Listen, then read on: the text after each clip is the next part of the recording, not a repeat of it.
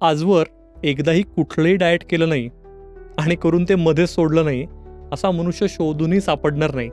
इतका डाएट हा आपल्या सगळ्यांच्या जिव्हाळ्याचा विषय आज होऊन बसलेला आहे.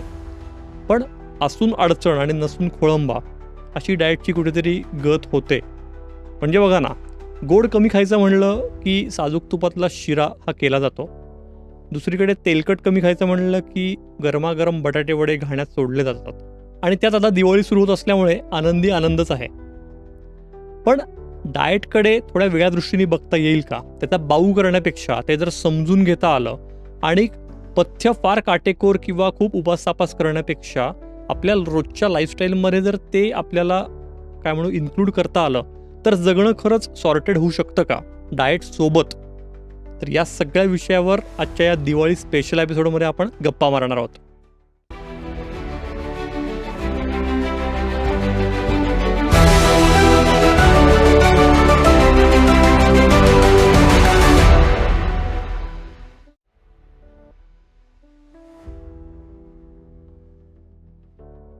नमस्कार. देहवन पॉडकास्टमध्ये मी निरंजन मेढेकर तुमचं खूप मनापासून स्वागत करतो. आणि आजच्या विशेष भागात आपल्यासोबत आहेत डायटिशियन आहारतज्ञ कस्तुरी भोसले. कस्तुरी, खूप मनापासून स्वागत आहे तुझं. सगळ्यात आधी दिवाळीच्या खूप खूप शुभेच्छा तुला. येस, आणि तुम्हालाही सगळ्यांना दिवाळीच्या खूप शुभेच्छा. हा डाएट स्पेशल जरी एपिसोड असला तरी तुम्ही फराळचा काही खाऊ नका, चकल्या लाडू खाऊ नका असं आम्ही अजिबात सांगणार नाहीये. त्यामुळे एपिसोड प्लीज शेवटपर्यंत बघा. कस्तुरी, आपण गप्पांना सुरुवात करूया. डाएट म्हणजे लहानपणापासून डोक्यात बसलंय, डाएट म्हणजे कमी खायचं. तर काय सांगशील, डाएट म्हणजे काय नेमकं? डाएट लिटरल ट्रान्सलेशन जर सांगायचं झालं तर डाएट म्हणजे आहार, खरं बघायचं तर. मग आहार काय आणि मग शास्त्रामध्ये व्याख्या बघितली तर आपल्याला जेवढी सगळी पोषण मूल्य लागतात, मग रोजची कामं करण्यासाठी लागणारी ऊर्जा असेल, लहान मुलं असेल तर वाढीसाठी लागणारं असेल, किंवा तुला मला रोजची जी काही झीज होते ती भरून काढण्यासाठीची जी काही पोषण मूल्य लागतात, ती सगळी जे खाणं पिणं मला देतं 24 तासात मी जे खाते, तो बेसिकली आहार आहे. मग आहार जेव्हा डाएट झाला ना, तेव्हा तो कदाचित वेट लॉसशी जास्त असोसिएट झाला म्हणून तो तशा पद्धतीने लोकांसमोर आलं की मी डाएटवर आहे. करेक्ट? तर डाएटवरती आपण जन्मापासून सगळेच जण आहोत. सो जन्मल्या आपण ब्रेस्ट मिल्क डाएटवरती आहोत. आणखीन नंतर ते बदलत जातं आहे. सो डाएट सगळेच फॉलो करता आहेत. पण ते वेट लॉसचं डाएट असं डोक्यात कुठेतरी इक्वेशन झाल्यामुळे असं होतंय की हां, मी डाएटवर आहे. तर ते थोडंसं आहे. वेट लॉसचं तू म्हणलीस तर खरोखर हाच मुद्दा येतो की डाएट इज डायरेक्टली प्रपोर्शनल किंवा associated with weight loss. Diet करतो एखादा माणूस याचा अर्थ तो वेट लॉसवर आहे असं गृहीत धरलं जातं. तर डाएट म्हणजे कमी खाणं आणि कमी खाणं म्हणजे वेट लॉस. तर हे समीकरण कितपत योग्य आहे, अयोग्य आहे? ओके. सो वेट लॉसबद्दल जर बोलले तर डाएटमधल्या कॅलरी हा जो भाग आहे, जो आपल्याला आपण जे काही कार्बोहायड्रेट खातो, प्रोटीन खातो आणि फॅट म्हणजे स्निग्ध पदार्थ खातो, या तिन्हीमधून आपल्याला त्या कॅलरीज म्हणजेच थोडक्यात ऊर्जा मिळते. सो त्याचं इन आणि आउट ह्याच्यावरती बेसिकली वजनाचा सगळा खेळ आहे. म्हणजे मी जनरली क्लायंट्सला पण जेव्हा उदाहरण देते तेव्हा मी सांगते की आपलं इन्कम XYZ आहे, बरोबर. सो मी जर महिन्याला सपोज 50,000 माझं इन्कम आहे आणि मी 30,000 खर्च करते, तर दर महिन्याला 20,000 माझ्याकडे शिल्लक राहते. ओके. आणि जर एखाद्या महिन्यामध्ये मी 50,000 ऐवजी कमी कमवले, असं सलग 2-3 महिने झालं, तर माझी ती पडलेली शिल्लक वापरली जाते, बरोबर. मग शिल्लक ती राहत नाही. आणि मग जेव्हा माझ्या सेव्हिंग अकाउंटमध्ये खूप शिल्लक होते तेव्हा मी त्याचं काय करते, मी ते इधर म्युच्युअल फंडला टाकते किंवा त्याची FD करते. शरीराच्या बाबतीत एक्झॅक्टली तेच होतं की जेव्हा आपण रोज खातो, सो रोज जर मी माझं शरीर, माझी वजन म्हणा, उंची म्हणा, माझं जे काही वय आहे, ह्या सगळ्यानुसार 1500 कॅलरी माझं शरीर खर्च करतं उदाहरणार्थ. आणि मी 1500च कॅलरी रोज घेते समहाव, ठरवून किंवा न ठरवता. तर माझं वजन वर्षानुवर्ष साधारणपणे तेवढंच राहतं, असं एक आपण म्हणू शकतो. असं बऱ्याच जणांच्या बाबतीत असतं की वजन वाढतही नाही आणि कमीही होत नाही. मग ते अगदी रोज 1500 कॅलरी खातात का? उदाहरणार्थ नाही. ते आज 1400 खातात, उद्या 1600 खातात, परवा 1300 खातात. But over the period of time average comes out to 1500 calorie, जो त्यांचा रोजचा खर्च आहे. त्यामुळे वाढत नाही. मग प्रॉब्लेम कुठे सुरू होतो की मी रोजचं 1600 कॅलरी घेते, 1700 कॅलरी घेते. रोजच्या 100, 200, 300 कॅलरी माझ्याकडे एक्स्ट्रा व्हायला लागतात. त्या कुठे जाणार? मग त्या साठवल्या जायला लागतात. आणि मग त्या साठवल्या जाऊन फिक्स डिपॉझिटला जाणार आहेत. म्हणजे चरबीकडे जाणार आहेत. मग गरज पडली तर फिक्स डिपॉझिट मोडणार ना आपण. हं, हं. तसंच आहे. मग गरज कधी पडणार? जेव्हा मी रोजची जे काही माझा खर्च आहे 1500 कॅलरी त्या शरीराला देणार नाही. हं. मी 1300च कॅलरी देणार. मग तो रोजचा वरचा 200चा जो फरक आहे, तो माझ्या फिक्स डिपॉझिटमधून शरीर वापरायला लागणार. सो असं ते गणित आहे. सो तू जो प्रश्न विचारलास, हो पण आहे उत्तर आणि नाही पण आहे. म्हणजे वजन डाएटशी निगडीत आहे का वजन कमी करणं? तर हो आहे. पण फक्त डाएटशी निगडीत आहे का? तर नाही. असं म्हणजे कमी खाणं हा काही त्याच्यावरती पर्याय नाही. म्हणजे अजून थोडंसं जर टेक्निकॅलिटी मी त्याच्यामध्ये सांगायची झाली तर जेव्हा आपण खूप कमी देतो शरीराला, तेव्हा शरीर त्याच्यापेक्षाही कमीमध्ये भागवायला शिकतं, सुरुवात करतं. अच्छा. हां, म्हणजे अजून त्याचंही जर मी उदाहरण एक देऊ शकले, तर जसं हे झालं ना, आपली नोटबंदी झाली, तोपर्यंत आपल्याला कॅशलेस व्यवहाराची एवढी सवय नव्हती, बरोबर? पण जेव्हा कॅश क्रंच आला, तेव्हा आपल्याला सगळ्यांना कॅशलेस व्यवहाराची सवय झाली. सो वी अडॅप्टेड हो. अकॉर्डिंगली. हो. शरीराचंही तेच आहे. तुम्ही कमी दिलं, तर ते अजून किती कमीमध्ये मला भागवता येईल, ते हं, बघायला हं. जातं. आणि मग इमर्जन्सीसाठी काहीतरी काढून बाजूला ठेवायला जातं. म्हणजे थोडक्यात कॅशचे व्यवहार कमी झाल्यावर खर्च कमी नाही झाला आपला. खर्च वाढलाच आहे उलट. थोडक्यात असंच काहीसं म्हणजे अनेक जण असं म्हणतात, की ज्यांचं वजन वाढलेलं असतं, ते जाड असतात आणि ते म्हणतात, "अरे माझं मी खाणंच नाहीये माझं एवढं, तरी पण माझं वजन कमी का नाही होत मग?" हं. आता त्याच्यामध्ये थोडंसं प्रकृती प्रत्येकाची जी असते ती किंवा आता आपण त्याला मेटाबॉलिझम म्हणूया. आता सगळ्यांना माहिती झालाय तो शब्द. म्हणजे किती खर्च करतं. हं. सो एकच म्हणजे साधारण सारखे जरी आपण धरले, की समवयस्कच आहेत, दोघंही पुरुषच आहेत किंवा दोघंही स्त्रीच आहेत. वजनही थोडी म्हणजे बऱ्यापैकी साधारण सारख्या ह्याच्यामध्ये आहेत. म्हणून त्या दोघांना एक्झॅक्टली तेवढ्याच कॅलरीज लागत असतील, असं गरजेचं नाहीये. हं. अनेक गोष्टी आहेत आतमध्ये. मग तुमची हॉर्मोनल लेव्हल्स आहेत. इन जनरल तुमचे जेनेटिक्स आहेत. खूप खूप गोष्टी आहेत. काही ठिकाणी तर तुमचा स्वभाव किंवा चिडचिड ह्याचाही त्याच्यामध्ये फरक पडतो. असंही आलेलं आहे लक्षात. सो त्यामुळे प्रत्येकाच्या बाबतीत ते सेम राहणार नाहीये. सो आपण अगदीच बघतो, की म्हणजे एखादी व्यक्ती असते, की जिने तूप खाल्लं तरी पाण्यासारखं आत जातं. हं. एखाद्याने पाणी प्यायलं तरी तुपासारखं आत जातं. असं जनरली म्हणतात लोकं गमतीत. हो, हो. सो ते शरीर वेगळं आहे आणि म्हणून प्रत्येकाने मला काय सूट होतं, हे बघणं गरजेचं आहे. थोडं आता आपण फास्टिंग या विषयाकडे आलो. आता त्याला इंटरमिटेंट फास्टिंग आणि हे सगळे आत्ताच्या टर्मिनॉलॉजीज आहेत. पण उपवास हे आपल्याकडे पूर्वापार चालत आलेले आहेत. अगदीच. तर इंटरमिटेंट फास्टिंग किंवा काय डिटॉक्स डाएट, वॉटर डाएट, असे लिक्विड डाएट असे वेगवेगळे डाएटचे हे जे प्रकार आहेत. तर हे फास्टिंग किती महत्त्वाचं आहे आणि लेमॅननी, सामान्य माणसाने त्याकडे कसं बघितलं पाहिजे किंवा सुरुवातीला काय पाळलं पाहिजे पथ्य? जर तू म्हणलास, की उपवास आपल्याकडे खूप पहिल्यापासून आहे. मग आपण त्याला थोडंसं धार्मिक हो. त्याला कारण दिलेलं आहे, असं. तर उपवास म्हणजे जर धार्मिक दृष्टीने थोडंसं बघायला गेलं, तर मग देवाचं नाव घेण्यामध्ये जास्त वेळ घालवायचा म्हणून खाण्यापिण्यामध्ये वेळ घालवायचा नाही. हो. पण शारीरिक दृष्टीनेही ते तितकंच गरजेचं आहे. सो आपण जेव्हा 5-6 दिवस काम करतो, तेव्हा तो शनिवार, रविवार आपल्याला सुट्टी लागते ना. हो, हो. एखादा रविवार काही कारणाने जर आपल्याला काम करायला जायला लागलं, तर आपल्याला तो पुढचा अख्खा आठवडा जाणवतं, की अरे समथिंग इज रॉंग. हं. करेक्ट? मग शरीराला आपण जन्माला आल्यापासून एस्पेशली म्हणजे सगळ्याच सिस्टम्स, पण आता आपण डाएटबद्दल बोलतोय म्हणून डायजेस्टिव्ह सिस्टमबद्दल बोलूया. सो ती सतत, सतत, सतत काम करते आहे. हं. आणि परत आत्ताचा काळ बघितला तर आपण एवढं म्हणजे it's more of a fisting. हं, हां, हं. अधिक काळ आपण जास्तच खात असतो. हो. सगळे बुफेज आणि अनलिमिटेड डिशेस आणि ह्या सगळ्यामुळे. त्यामुळे इतकं तो ओव्हरलोड होते ती डायजेस्टिव्ह सिस्टम, की त्याला विश्रांती देण्यासाठी हा एक खूप उत्तम पर्याय आहे फास्टिंग करणं. आणखीन शास्त्रामध्येही त्याच्यामध्ये इंटरमिटंट फास्टिंगचे काही पॉझिटिव्ह बेनिफिटसुद्धा दिसून आलेले आहेत. काही म्हणजे रुमॅटॉइड आर्थरायटिससारखे आजार असतील किंवा काही वेळेला कॅन्सरसारख्या काही हे असतील. तर काही रिसर्चेस आहेत, की त्याच्यामध्ये इम्प्रूव्हमेंट किंवा डायबिटीजमध्ये. पण मग ते सगळ्यांसाठी काम करेल का? की तू उद्या इंटरमिटंट फास्टिंग केलंस आणि मी 10 किलो कमी केलं. हं. मग म्हणून सगळ्यांनी इंटरमिटंट फास्टिंग करून 10 किलो कमी करणं योग्य आहे का किंवा होणार आहे का? हं. तर त्याचं उत्तर नाही आहे. ओके. कारण प्रत्येकासाठी ते टेलर मेड असलं पाहिजे. कुठलाही आहार हा हं. टेलर मेड असला पाहिजे. म्हणजे तुझं राहणीमान काय आहे? हं. तू पहिल्यापासून काय करत आलेला आहेस? हं. की आता जसं उदाहरण जर द्यायचं झालं तर माझ्याकडे एक म्हणजे वेट लॉससाठी आले होते. इन्फर्टिलिटी हा मेन इश्यू होता आणि त्याच्या आधी वजन कमी हं. करायचं होतं. हं.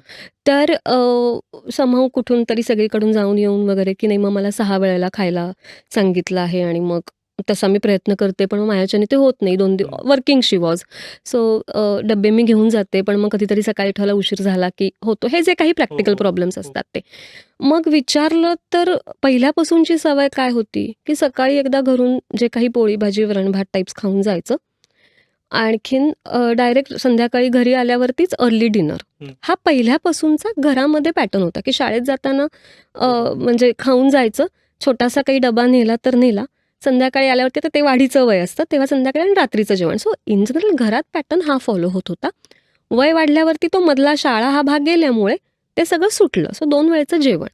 मग आता जर ती व्यक्ती गेली 10, 12, 15, 20, 25, 30 वर्ष 2 वेळ जेवते आहे. तर अचानक आता ते फक्त 10 मिनिटं माझ्याशी बोलले म्हणून ते 6 वेळेला जेवू शकतात का? हं. नाही जेवू शकत.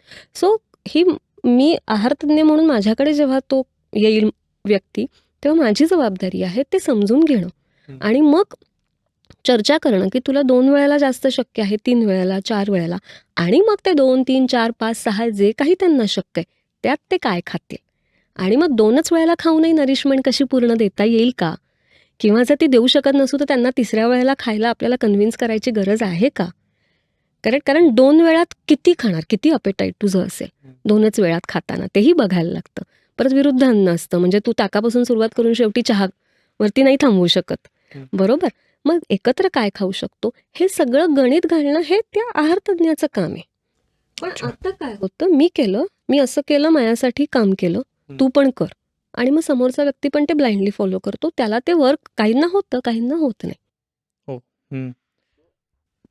थोडक्यात म्हणजे असा आपल्यासारखा कुठला पॉडकास्ट बघून किंवा ऐकून असं किंवा ह्यांनी केलं म्हणून मी करतो, असं करणं चुकीचं आहे. Correct, correct. प्रत्येक माणूस हा वेगळा आहे आणि त्याला टेलर मेड आहार हा दिला असला पाहिजे आयडियली. हां, ब्रॉडर ॲस्पेक्ट तुम्ही लक्षात घेऊ शकता. सो आत्ता पण आपण ही जी चर्चा करतोय, त्यातून काहीतरी कोणालाही एखादा मेसेज मिळून जाईल ऑन अ ब्रॉडर ॲस्पेक्ट. हो. पण माझं काहीतरी पर्टिक्युलर टार्गेट आहे आणि त्यासाठी मला काहीतरी करायचं आहे, तर आयडियली मला आधी माझी बॉडी समजून घेऊन, ती हो. समोरच्या व्यक्तीला समजावून सांगता येऊन, ते करणं आवश्यक आहे.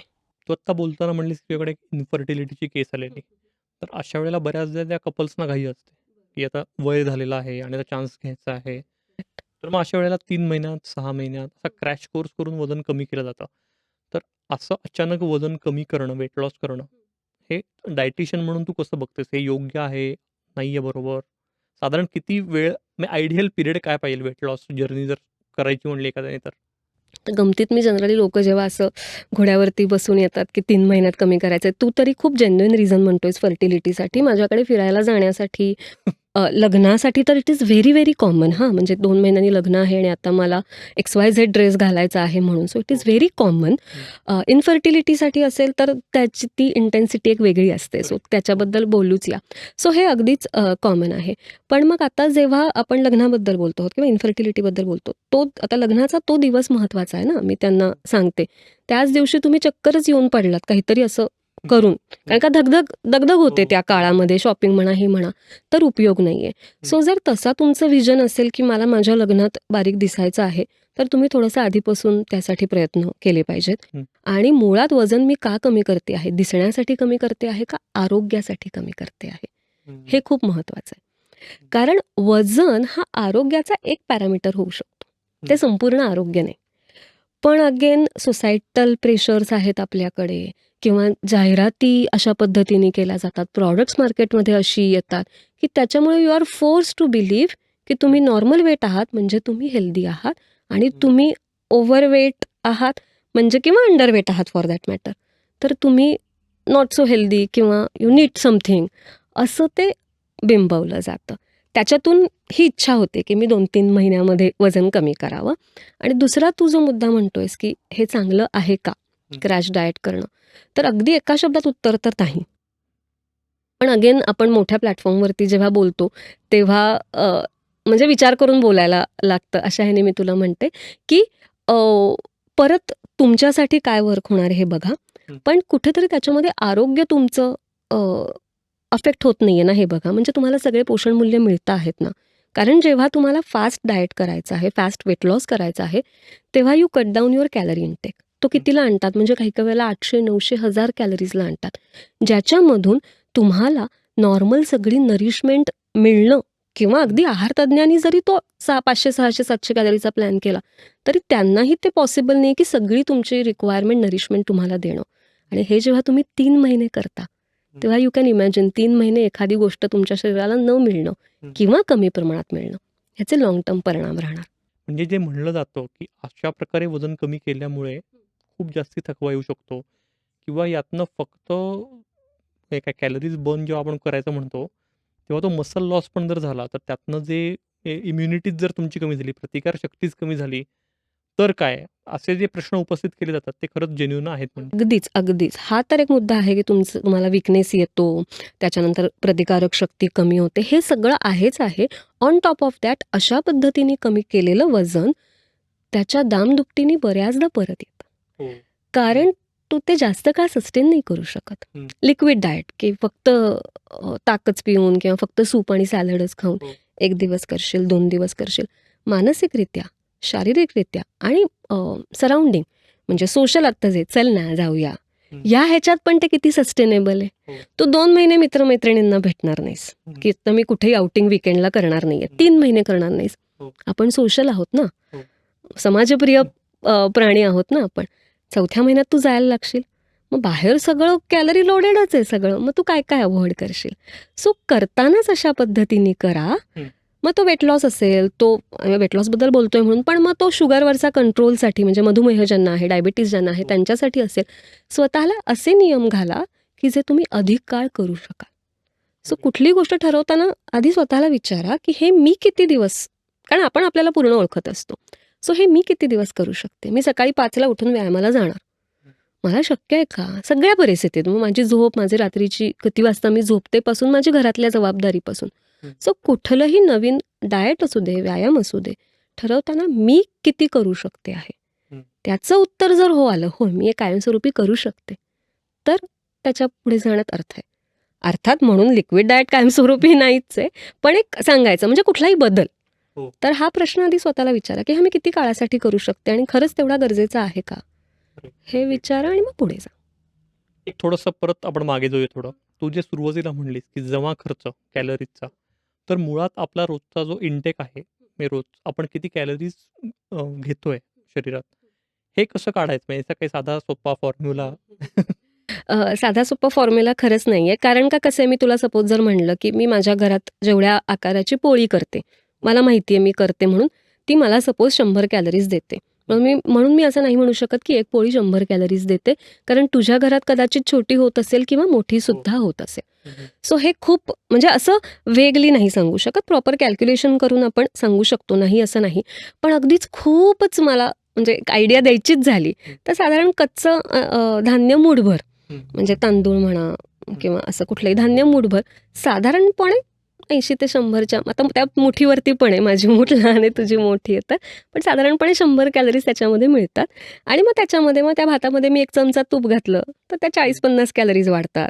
त्याच्यामध्ये मी अजून काही त्याच्याबरोबर वरण घेतलं, मी त्या वरणाच्या कॅलरी त्याच्यामध्ये जोडल्या जातात असं.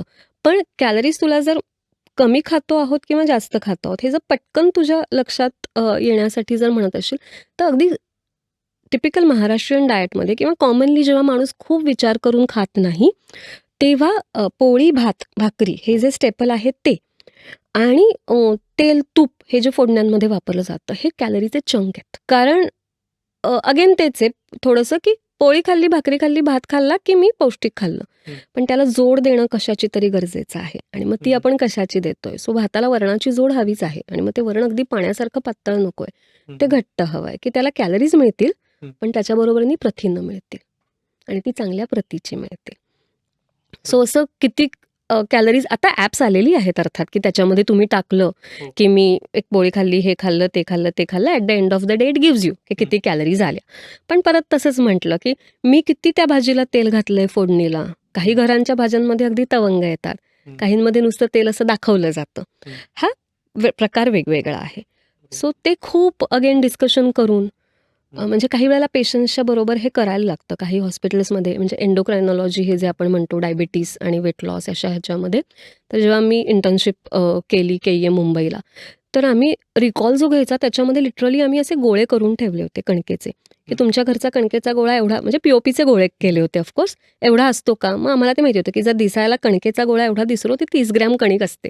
मग आम्ही त्याच्या कॅलरीज कॅल्क्युलेट करायचो.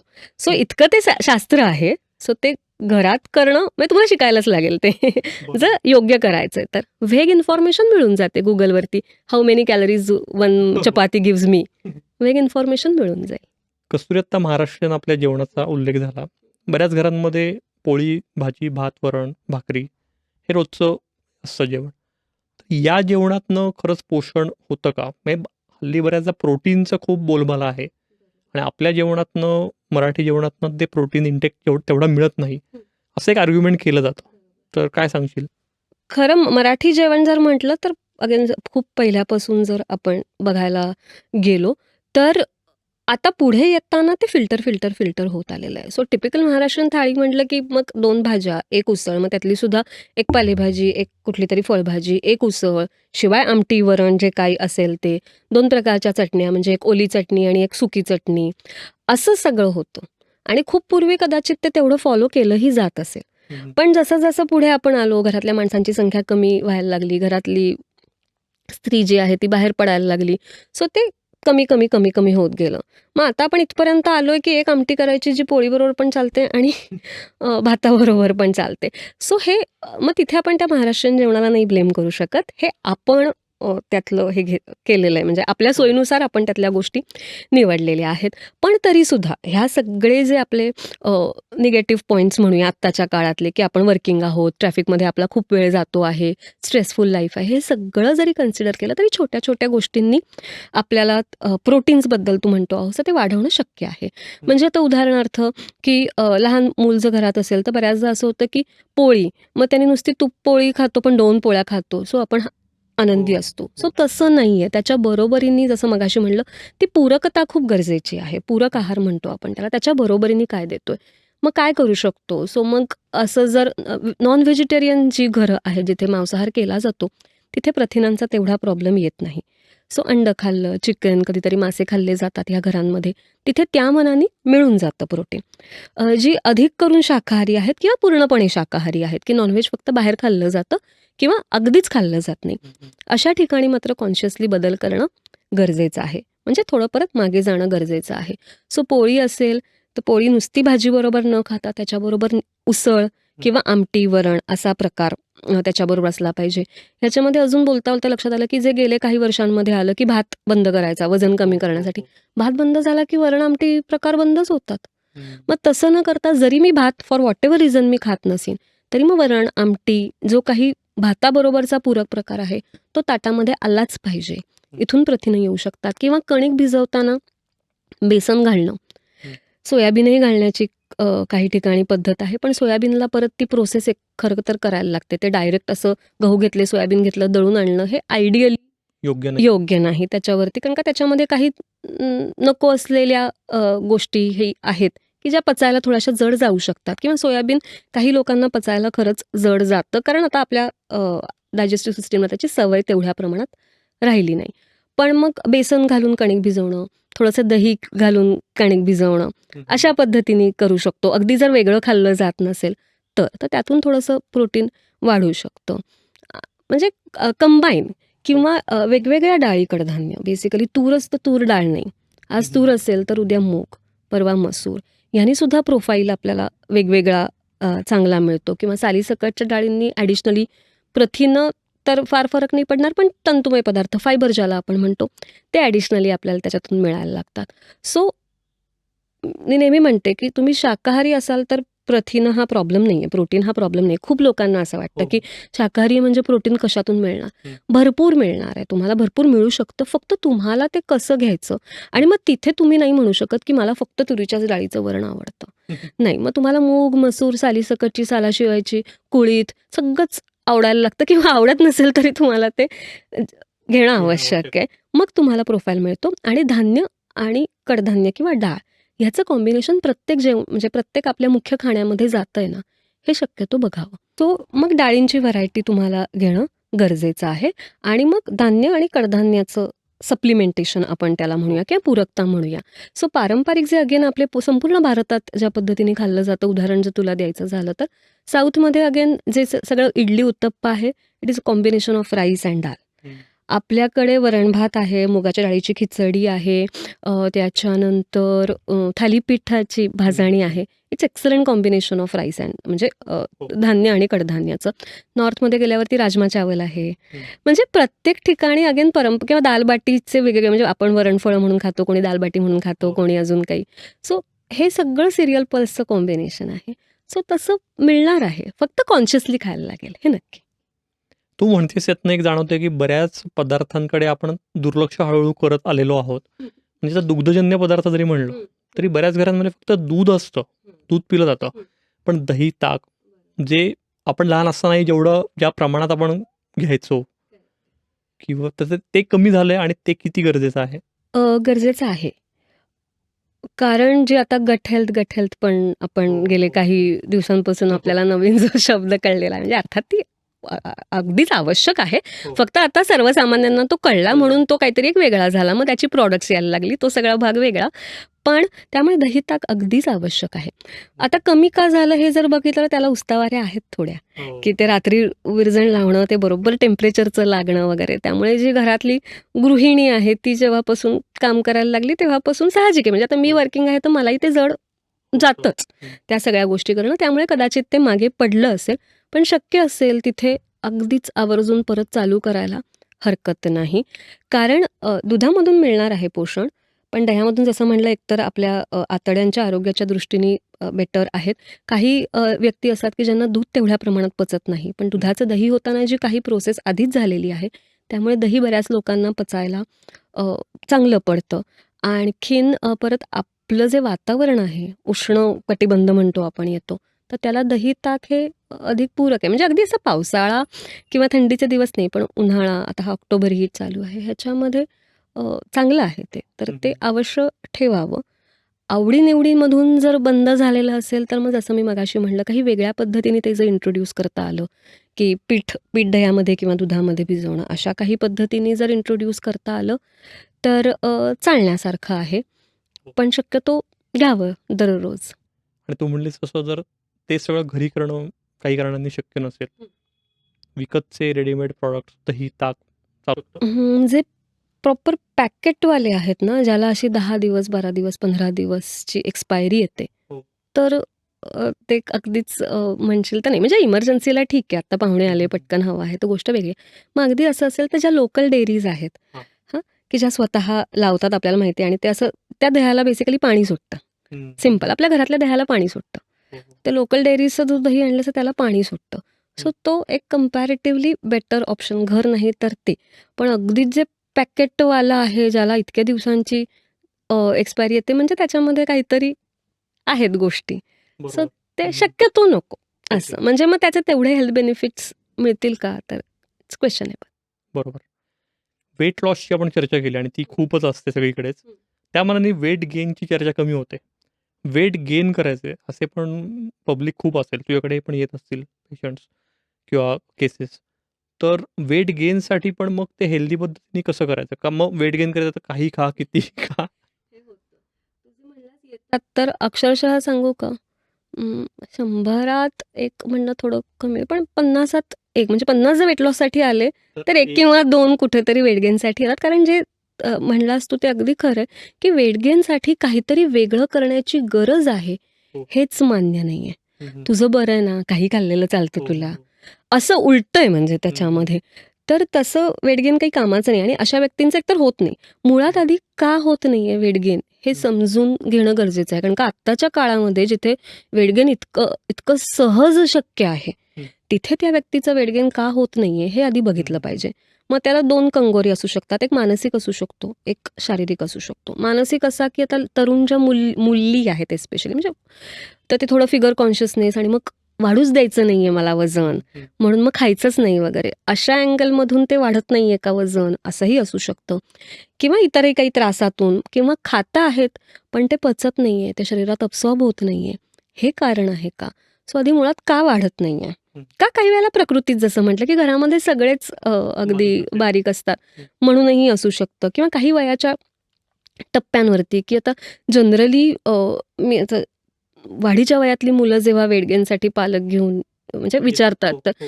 तर मी शक्यतो तेव्हा सांगते, की अ, अभ्यासात व्यवस्थित लक्ष लागतंय का लागतंय? वारंवार आजारी पडतोय का नाही पडत आहे? किंवा खूप चिडचिड होते आहे, काही बिहेवियर म्हणजे असं हो. त्याचं काही बदलतं आहे, बदललेलं जाणवतं आहे का? तसं काही होत नाहीये. खातो-पितो म्हणजे एक बेअर मिनिमम जे काही त्यांचा रिकॉल घेऊन तर खाणं-पिणं व्यवस्थित. अगदीच वाईट नसतं. म्हणजे इम्प्रूव्हमेंटला स्कोप असतो, पण वजन वाढत नाही. तर मग अशा वेळेला शक्यतो वजन वाढवायचं हे पालकांनी थोडंसं त्या काळामध्ये बाजूला ते आपोआप वाढतं. वयाच्या काही टप्प्यांवरती आल्यावरती थोडंसं जे वजन आहे ते आपोआप त्यांचं वाढणार आहे. बाकी पॅरामीटर्स हेल्थचे जे आहेत ते मात्र अवश्य बघा. त्याच्याकडे इग्नोर नका करू, की पोट त्याचं वारंवार बिघडतं आहे किंवा काही. तर हं. तिथे मग गरज आहे. पण मग तशा वेळेला वेट गेनची काही वेगळं करण्याची गरज नाही. पौष्टिक त्यांना देत राहा. पण ॲडल्टमध्ये जेव्हा वेट गेन होत नाही आहे हं. आणि करायची इच्छा आहे, तेव्हा त्यांना व्यवस्थित व्यायाम आणि मग त्या व्यायामाला पूरक कारण व्यायाम केल्यावरती भूक वाढणार आहे. हो. बरोबर? किंवा जर काही जसं मी म्हटलं, की पोट साफ न होणं हं. किंवा पोषण ते शोषलं जात नाहीये शरीरात, अशा पद्धतीचं काही असेल, तर मग त्याला जी काही जर मेडिकल ट्रीटमेंटची गरज असेल, तर ती योग्य प्रमाणात घेऊन मग आहारामधले बदल. सो हं. व्यायाम, आहार वेट गेनलाही तितकाच गरजेचा आहे, जितका तो वेट लॉसला गरजेचा आहे. मला वाटतं कस्तुरी तू एक खूप महत्त्वाचा मुद्दा सांगितलास. तो म्हणजे की बऱ्याचदा लहान मुलांमध्ये टीनेजर्समध्ये पण की ते शिडशिडीत असतात, बारीक असतात. तर त्यांना आपल्याकडे एक ती सवयच आहे, असं हिणवलं जातं. "अरे काय खातोस का नाही? घरचे खायला देतात का नाही?" तर हे असे टोमणे मारणं चुकीचं आहे. कारण त्या वयात कदाचित तशीच अंगयष्टी असणं हे काही नाही बरोबर पण आहे. कारण ते पुढे म्हणजे जसं वय वाढणार आहे तसं वजन पण ते पुट ऑन करणारच आहेत. अगदीच. म्हणजे प्री टीन्स ज्याला आता आता हो, आपण म्हणतो, तर तिथे ते बारीक असण्यामध्ये काहीच जसंही म्हणलं, की बाकी सगळं योग्य आहे ना. हो. त्यांचं अभ्यासात व्यवस्थित लक्ष लागतं आहे. त्यांना खेळायला दमत नाहीयेत ते.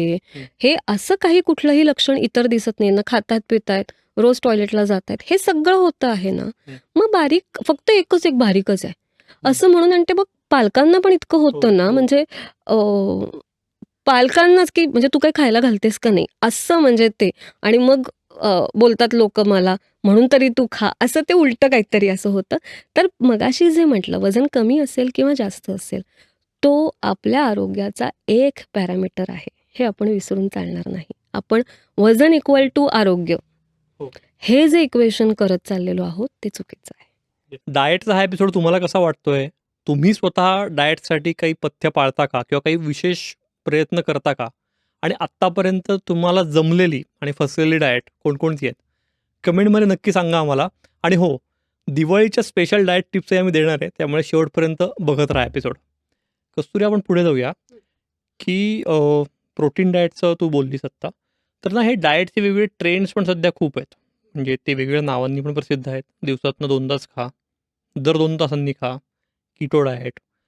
तर या सगळ्या इन्फॉर्मेशन ओव्हरलोडमुळे ना लोकं खूप गोंधळात आहेत सध्या, की प्रत्येक डायटिशियन किंवा प्रत्येक आहारतज्ञ काहीतरी वेगळं सांगतो आणि मग ते नेमकं फॉलो काय करायचं? नेमकं बरोबर काय, चूक काय तेच कळत नाही. आता म्हणजे तसं बघायला गेलं तर भरपूर खूप मोठं बोलू शकते मी त्याच्यावरती. पण तरी प्रिसाईज सांगायचा प्रयत्न करते. एकतर आपण जे म्हणतो ना संस्कृतमध्ये जो श्लोक आहे, "निरक्षीर विवेकेतु." सो तो आपल्याकडे विवेक असला पाहिजे, की मी कारण आता मी आत्ता बोलतेय ना पॉडकास्टवरती मी पण बोलतेय. मी हो. 100% एक्झॅक्टली बरोबरच बोलत असेन किंवा बोलत जरी असेन टेक्निकली, तरी तुला ते 100% लागू होईल असं नाही. हो. सो माझ्याकडे तो विवेक असला पाहिजे, की मी जे सगळं ऐकते आहे, बघते आहे, त्यातनं मला काय लागू होतंय. मग तो विवेक मला बाय बर्थ येईल का? तर नाही. तर काही बेसिक शिक्षण घेतलेलं असतं त्यातून मोस्टली सर्वसामान्यांना कळतं. आताच्या काळामध्ये नक्कीच कळतं. पण नाही कळलं तर मग जसं मगाशी म्हटलं तज्ञांची मदत घेऊन माझ्यासाठी काय योग्य आहे हे बघणं मला गरजेचं आहे. आता इन्फॉर्मेशन ओव्हरलोड किंवा जे ट्रेंड एस्पेशली तू शब्द म्हणलास, तर ट्रेंड फॅशनच्या बाबतीत ठीक आहेत. येतात आणि जातात. काही टिकतात, मोस्टली जातात. काहींना अवाक्यात असतात, काहींना ते ट्रेंड अवाक्याच्या बाहेर असतात. डाएटच्या बाबतीत तसं नाही ना होऊ शकत. हं. ते सगळ्यांना अवाक्यात वाटले पाहिजेत. हं. बरोबर? मग आता उद्या तू म्हणलास, की फक्त अवाकाडोच हेल्दी आहे किंवा त्याच्यातूनच उत्तम प्रतीचं फॅट मिळतं किंवा ऑलिव्ह ऑइलमधूनच उत्तम प्रतीचं फॅट हो. मिळतं. मिळत असेल, तो भाग वेगळा. पण मग मला त्याचे असे पर्याय नकोत का सांगायला किंवा शोधायला किंवा पसरवायला लोकांपर्यंत, त्याच्यातून मिळतं, पण ह्याच्यातूनही तुम्हाला मिळतं, की जे त्यामुळे ते डाएट सगळ्यांच्या आवाक्यात येईल आणि त्यामुळे मग जे होतंय ट्रेंड म्हणजे काय 4 दिवस फॉलो करायचं, सोडून द्यायचं. ह्याला आपण टिपिकली ट्रेंड म्हणतो. तो जसं म्हटलं फॅशनच्या बाबतीत ठीक आहे, तो आहाराच्या बाबतीत येऊन चालणार नाही. पण मग त्यासाठी सस्टेनेबल डाएट हं. आणि मग ती परत ह्या बाजूची पण जबाबदारी आहे. ती फक्त लोकांवरती ढकलून चालत नाही. सो जेव्हा मी बोलते किंवा कोणीही बोलतं, तेव्हा ते थोडंसं जबाबदारीने किंवा सगळ्यांना करता येईल, हं. अशा पद्धतीने जर काही सांगू शकलो किंवा करू शकलो, तर ते गरजेचं आहे. तर ते सस्टेनेबल होईल. नाहीतर मग ह्या गोष्टी होत राहणार आहेत आणि त्यातून खूप लोकं स्वतःचं हेल्थ जी आहे ती गमावून बसणार आहेत. ती मिळवण्याच्या नादात ती गमावून बसणार आहेत. बरोबर. म्हणजे थोडक्यात घरचं खाऊन फार नाटकं न करताही उत्तम डाएट करता येऊ शकतं.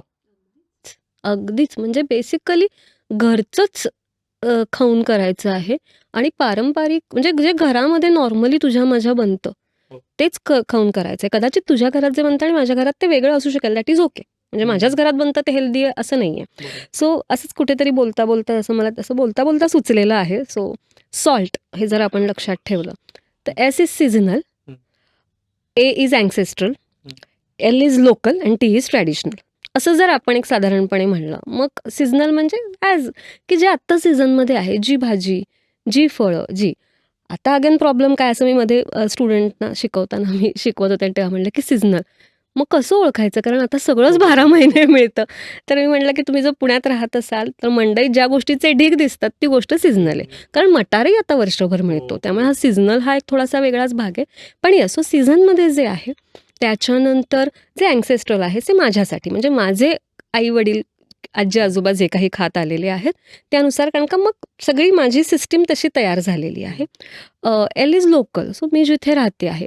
आता हे लोकल बदलत राहतं. मी आज पुण्यात राहते, उद्या कोणी बेंगलोरला जाईल, यूएसमध्ये जाईल, कुठे जाईल. सो तिथे जे लोकल अवेलेबल आहे, ते तुम्हाला हो. समाविष्ट करता आलं पाहिजे. आणि मग आपल्या ज्या सगळ्या परंपरा आहेत खाण्यापिण्याच्या, स्पेशली भारतात आपण राहतो, अतिशय समृद्ध परंपरा आहेत. सगळे सणवार आपले जे काही सीझनल पिकतं त्याच्याशी निगडीत किंवा जो हवामान आहे त्याच्याशी निगडीत आहेत. सो त्यानुसार तुम्ही खाल्लं पाहिजे. सो हे जरी ॲप्लिकेबल तुम्ही केलंत रोजच्या ह्याच्यामध्ये, तरी बऱ्यापैकी काय खायचा हा प्रश्न तरी मिटू शकतो. अगदीच. सो घरचं खाऊन अगदीच हेल्दी खाणं, वजन कमी करणं किंवा कुठलंही जसं तू म्हणलास नाटकं किंवा ती एवढी मोठी पाणी प्यायचं तर एवढं मोठं ते हो, काय हो. I don't know what it is called. तर ते टम्लर मोठंच्या मोठं घेऊन जायचं नाही ना, ग्लासमधूनही तेच पाणी मिळणार आहे. सो असं कुठलंही काहीही डाएट करण्यासाठी वेगळं करण्याची गरज नाही किंवा वेइंग स्केल किचनमध्ये असणं हं, हं. आणि असे खूप प्रकार लोकं करतात. मग ते वेइंग स्केल आणि मग ते 30 ग्रॅम मोजून घ्यायचं वगैरे, वगैरे, वगैरे. शरीराचं ऐकायला शिकलं पाहिजे आपल्याला. शरीर आपल्याशी बोलतं. मला तहान लागली आहे. लहान मूल जेव्हा थोडंसं बोलायला लागतं, "पप्पा, पप्पा, पप्पा" किंवा भूक लागल्यावरती रडायला लागतं. त्याला कोणी शिकवलंय, हं. की एवढे 2 तासांनी तुला दूध प्यायचंय बरं का? नाही शिकवलं ना. हं. त्याने शरीराचं ऐकलं, की मला भूक लागली आहे, मी रडल्यावरती मला मिळतं, मला आता रडलं पाहिजे, संपला. तर शरीराचं जेव्हा आपण जोपर्यंत ऐकतो आहोत, तोपर्यंत छान आहे. मला तहान किती पाणी प्यायचं? तहान लागली की पाणी प्यायचं. हो. अर्थात आहे त्याच्यामागेही शास्त्र आहे. मी असं नाही म्हणत, की मग काही वेळेला एसीत बसल्यावर तहानच लागणार नाही. मग हं, हं. पिणार नाही का पाणी? सो तो भाग वेगळा. पण मुळात शरीर आपल्याला सिग्नल बऱ्याचदा देतं भूक लागल्याचे, पोट भरल्याचे. पण आपण ते ऐकत नाही. कारण मग तेव्हा आपण मोबाईल बघत असतो किंवा टीव्ही बघत असतो हं. आणि मग ते किंवा काम करत असतो फॉर दॅट मॅटर. मग ते दुर्लक्षित होतं. सो शरीराचं ऐकणं हे सगळ्यात बेस्ट आहे, की मग आपोआप तुम्हाला हे वेगळ्या काही गोष्टींची फारशी मदत घ्यायला लागत नाही. सो भूक लागल्यावर खायचंय, तहान लागल्यावरती प्यायचंय आणि मग काय खायचंय? तर घरात जे असेल ते. काय प्यायचंय? तर प्लेन पाणी सगळ्यात उत्तम. त्याच्यापुढे जाऊन अगदीच तुम्हाला हवं तर लिंबू सरबत हे ते. पण असं काही ते पॅकेटमधले फ्रूट ज्युसेसच हेल्दी आहेत आणि तेच प्यायले पाहिजेत. असं कुठलंही काहीही वेगळं आपल्याला आणायला लागत नाही. हं. पिशव्या कुठल्याही फोडून हेल्थ मिळत नाही. जेवढं लूज आपण आणतो, हं. भाज्या म्हण, फळं म्हण, धान्य म्हण, तांदूळ, डाळी हे ते. जेवढं लूज आणतो त्याच्यामध्ये भरपूर पोषण आहे. फक्त जसं मगाशी म्हटलं व्हरायटी आपल्याला घेता आली पाहिजे. परफेक्ट. पॅकेट फूडचा आत्ता उल्लेख झाला. म्हणजे गेल्या 2 दशकांमध्ये, गेल्या 20 वर्षांमध्ये हा खूप ड्रास्टिक चेंज आहे. म्हणजे मला एक इंटरनेटवर फोटो बघितलेला आठवतोय. अमेरिकेतल्या एका बीचवरचा होता, की 70च्या दशकातला फोटो होता. सगळेजण बीचच्या ह्याच्यात होते मूडमध्ये आणि कोणाचीच ढेरी सुटलेली नाही आहे, स्त्री असो पुरुष असो. आणि कट टू आत्ताचा फोटो आहे, की जे सगळे ओबेस आहेत आणि तर हे जे प्रोसेस फूड आहे, ह्याचा पगडा आपल्यावरही नकळत खूप बसलेला आहे. म्हणजे पिझ्झा, पास्ता, बर्गर या गोष्टी हार्डली 20 पूर्वीपर्यंत माहिती नव्हत्या आपल्याला. आज त्या मुख्य डाएटचा भाग झाल्यात. म्हणजे अनेक घरांमध्ये आठवड्यातनं 2-3 वेळा या गोष्टी घरी पण बनवल्या जातात. बाहेर तर खाल्लंच जातं. तर हे प्रोसेस फूडचं प्रमाण ते पूर्ण बंदच करणं ही आयडियल सिच्युएशन झाली. अनेकांना ते शक्य होत नाही अनेक कारणांमुळे. सोशलाइजही व्हायचं असतं जसं मगाशी म्हणलो. योग्य प्रमाण काय आहे? आता मुळात 2 त्याच्यामध्ये कॅटेगरी करते, की एक तर हे पिझ्झा, पास्ता, बर्गर हे जे असे खाण्याचे आहेत आणि दुसरं म्हणजे जे ॲक्चुअली पॅकेट्स मिळत आहेत. सो चिप्स कॅटेगरीतले जे ओके. सगळे हं, हं. गोष्टी आहेत किंवा बिस्किट्स म्हणा किंवा अशा कॅटेगरीतल्या ज्या गोष्टी आहेत. तर दोन्ही अर्थात नाहीच आहे चांगलं. हं. पण अगेन जे मगाशी म्हणलं त्याचा आवाका मोठा आहे. जे छोटे पॅकेट्समध्ये मिळतात. आता ₹5 चिप्सचं पॅकेट हो. मिळतं. त्यामुळे काय आहे, सर्वसामान्यांपर्यंत किंवा अगदी म्हणजे जे लो सोशो इकॉनॉमिक स्टेटसपर्यंत ती गोष्ट पोहोचली. कारण ₹5चं कॉइन काढून देणं आई-वडिलांना जड नाही. मग ते मूल मागे लागतं, "दे, दे, दे, दे, दे, दे." मग ते देतात आणि ते घेऊन येतात. तर म्हणजे त्याच्यावरून एक उदाहरण सांगते. आम्ही कम्युनिटी न्यूट्रिशन असा एक आमच्या शिक्षणामध्ये भाग असतो आणि त्याच्यामध्ये आम्हाला इंटर्नशिप म्हणून वस्तीमध्ये 3 महिने इंटर्नशिप असते. तर ती जेव्हा आता हे मी तुला 2007-08चं सांगते, खूप आधीचं आहे. पण तरी तेव्हाही तर तेव्हा पण ते बॉबी किंवा असे सगळे ते प्रकार हो. मिळत होते. तर आपली जी ह्याच्यामधली काय म्हणतो जुना बाजारची जी वस्ती आहे तिथे आमची इंटर्नशिप होती. तर तिथे असंच की मूल शाळेतून आलं तर आम्ही बघायचो रोज. तर मूल शाळेतून आलं की ते ठरलेलं होतं की 2 मुलं तर 2 5-5ची कॉईन मग ती चौकातल्या त्या छोट्याशा टपरीवरती जाणार, तिथून ते घेऊन येणार आणि हे. म्हणजे रोजचा हा ₹10चा खर्च गुणिले 30 म्हणजे ₹300. ठीक आहे. आणि ह्यांना जेव्हा आपण सांगायला म्हणजे आम्ही सांगायला जायचो की "अरे, काहीतरी तुम्ही पौष्टिक खाल्लं पाहिजे." तर ते आपल्याला अफोर्डेबल वाटत नाही. म्हणजे लो इन्कम ग्रुपच्या दृष्टीने सुद्धा मी म्हणते. किंवा अगदी म्हणजे मिडल क्लास लोकांच्या बाबतीतही म्हणू, जेव्हा एखादं काहीतरी पौष्टिक आहे म्हणून आता फॉर एक्झाम्पल काय घेऊया, हातसडीचा तांदूळ आपण धरूया. तर तो थोडासा मिळायला अवघड जातो, थोडासा ह्या तांदळापेक्षा महाग असतो. म्हणून काय म्हणणार हां, म्हणजे डाएटचं फूड म्हणजे महागाचं फूड. पण मग ह्या गोष्टींवरती जेव्हा तेच बर्गर आपण 200, 300, ₹400 देतोय, तेव्हा आपण तो विचार करत नाही. सो हा माइंडसेट आहे. बरोबर. हा बदलायला लागणार आणि हा बदलतच गेलेला आहे ना. तू आपलं लहानपण तुला आठवत असेल, आपले आई-वडील जर तुला आठवत असेल, अवेलेबिलिटी नव्हती हा एक भाग आणि दुसरं म्हणजे खूप क्लिअर माइंडसेट होता, की हे कधीतरी अगदी हॉटेल जे नुकतं सुरू झालं होतं, तेही ठराविक वर्षातून घरातल्या लोकांचे जे काही वाढदिवस असतील ते 4 वेळेला. आता तसं नाही, आता वीकेंड, प्रत्येक वीकेंडला. सो दोन्ही गोष्टींचं आपण बाहेर जाऊन खाणं आणि डिलिव्हरी ॲपमुळे ते घरामध्ये येणं, हे सगळं खूप वाढलंय. तर त्यामुळे आता जर मी म्हणलं बंद करा जसं तू म्हणलास, तर ते अल्मोस्ट अशक्य आहे. अल्मोस्ट अशक्य आहे, की म्हणजे हे मलाही माहिती आहे. कारण जसं आपण सोशलाइज होतो वगैरे, वगैरे. पण जेवढं लिमिट करता येईल तेवढं करा. आणि मग जर एक गोष्ट माझ्याकडे लिमिट होत नसेल ना, की फॉर एक्झाम्पल की माझं वीकेंडला बाहेर जाऊन खाणं होतंच. ओके. तर मग वीकेंडला 4ही मील बाहेर जाण्यापेक्षा मी 2 जाते, 2 कट डाऊन करते.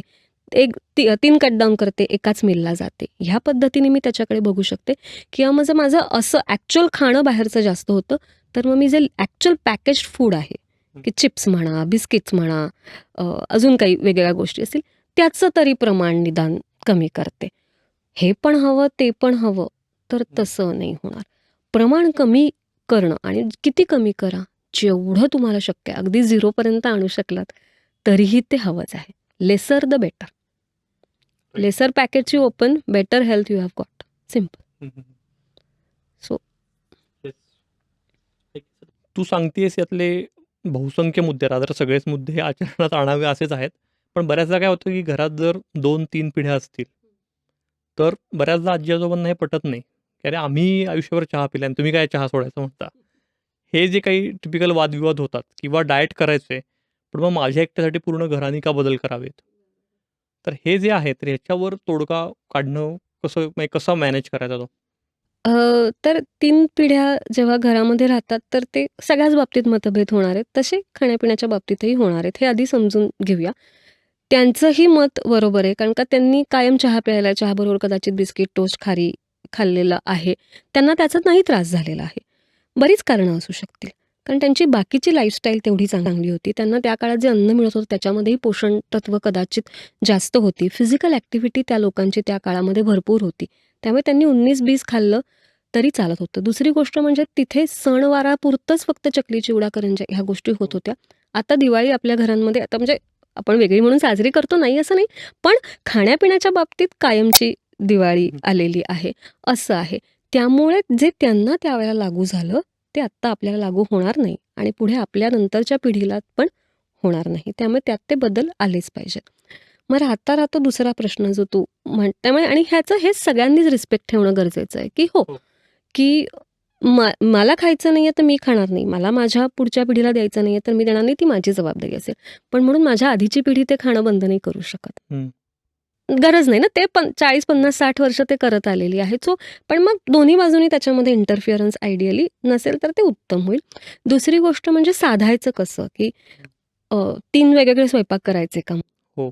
तर ते प्रॅक्टिकली पॉसिबल नाही. मग त्यातल्या त्यात काय आपण कॉम्बिनेशन्स करू शकतो, की जसं मूल लहान असताना नॉर्मली आपण करतो, की ते तिखट खात नाही, तर आपण भाजी आधी काढून घेतो, मग बाकीच्यांना तिखट काढतो.